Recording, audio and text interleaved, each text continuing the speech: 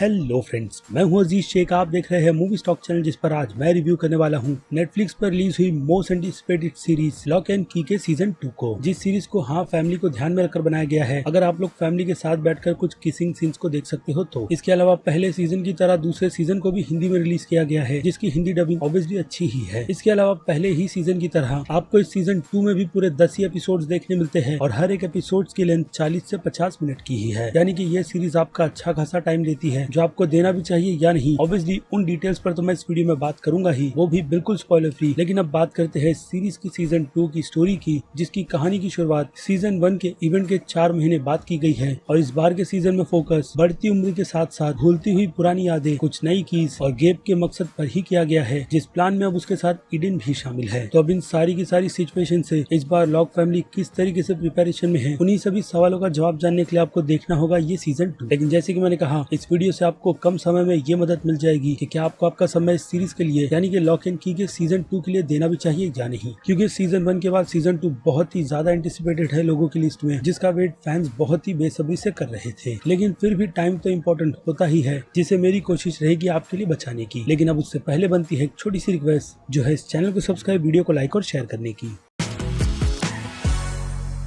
So friends, तो बिल्कुल भी ना घुमाते हुए मैं सीधे पॉइंट पर आता हूँ इसी बात के साथ कि सीजन 2 सीजन 1 के मुकाबले में उतना भी ज्यादा बेस्ट नहीं है। जी हाँ, इस सीरीज को देखकर मुझे डिसअपॉइंटमेंट ही मिली है, लेकिन फिर भी मेरी राय आपको इस सीरीज को एक बार तो देखने की रहेगी ही। जी हाँ, खास करके अगर आपने इसका पहला सीजन देखा है तो अगली स्टोरी को एक अच्छे एंड पर देखने के लिए मुझे लगता है आपको इसका सीजन 2 भी देखना ही चाहिए। क्योंकि जिस तरीके का एंड अब इसके सीजन 2 को दिया गया है, तो ऑब्वियसली सीजन 3 आएगा ही, जिसकी कंफर्मेशन तो सीजन 2 के आने से पहले ही कर दी गई थी। क्योंकि राइटर ने इसकी कहानी ऑलमोस्ट 3 सीजन तक सोच करके रखी है और नेटफ्लिक्स की तरफ से क्रिएटर को परमिशन भी मिली है, जिस पर अब मुझे लगता है कि क्रिएटर्स को एक बात बहुत ही अच्छी तरीके से बैठकर सोचनी चाहिए कि इस बार की गलती जो सीजन 2 में हुई है वो फिर से रिपीट इसके सीजन 3 में बिल्कुल भी ना हो। और अब आप मुझसे वो गलती पूछोगे तो वो गलती है इस सीजन 3 की पेज, जो हिसाब से नहीं बल्कि बेहिसाब लंबी लगती है। और मुझे लगता है ये कहानी का ऐसा चैप्टर था जिसे 6 एपिसोड में ही बहुत ही अच्छी तरीके से खत्म कर देना चाहिए था। बट अनफॉर्चुनेट सीजन 1 की तरह इस शो की लेंथ को बढ़ाने के चक्कर में इस शो को इतना ज्यादा बीच बीच में बोर कर दिया गया कि कुछ सीन तो बेमतलब के डाले हुए लगते हैं, जिनकी इस एपिसोड में कोई भी जरूरत नहीं थी। लिटरली इस सीजन में वैसे सीन आपको भर भर कर देखने मिलते हैं,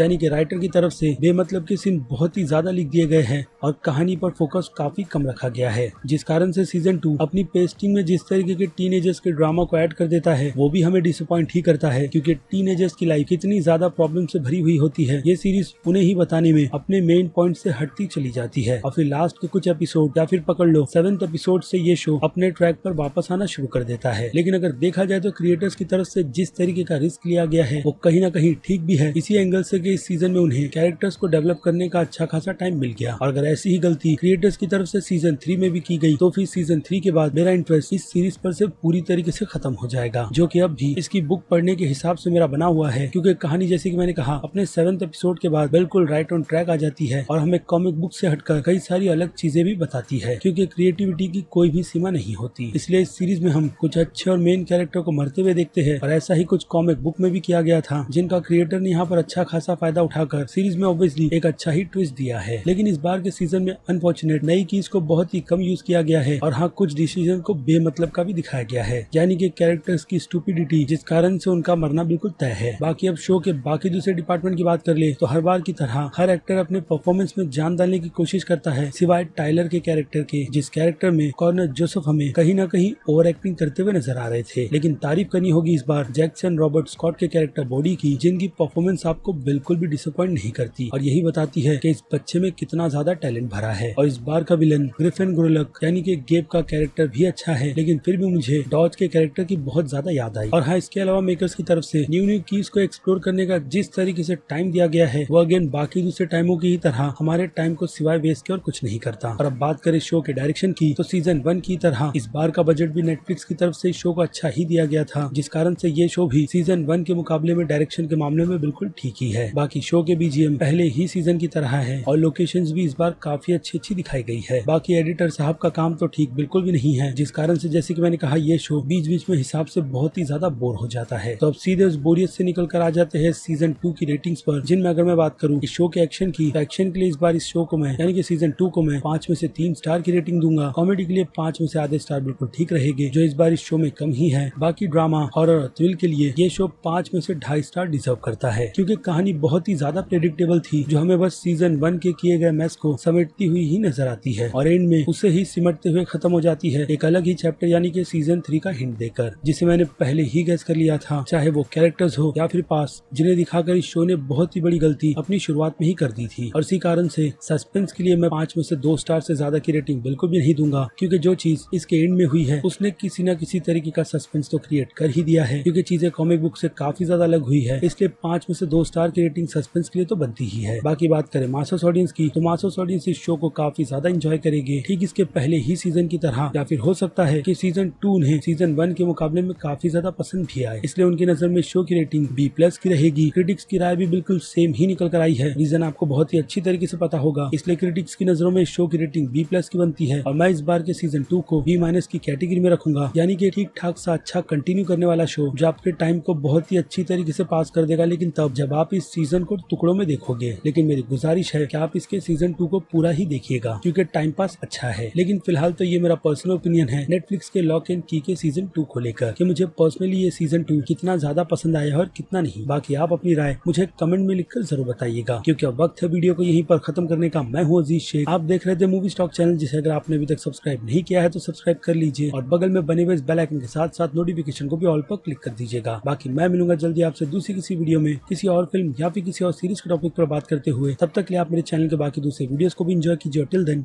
बाय।